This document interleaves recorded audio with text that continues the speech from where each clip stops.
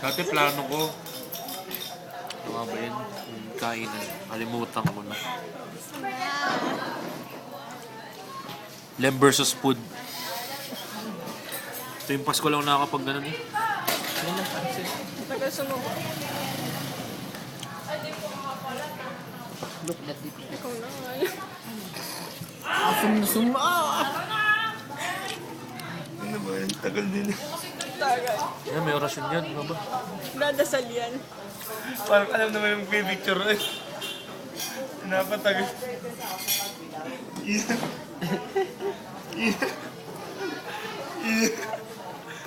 Ayan na.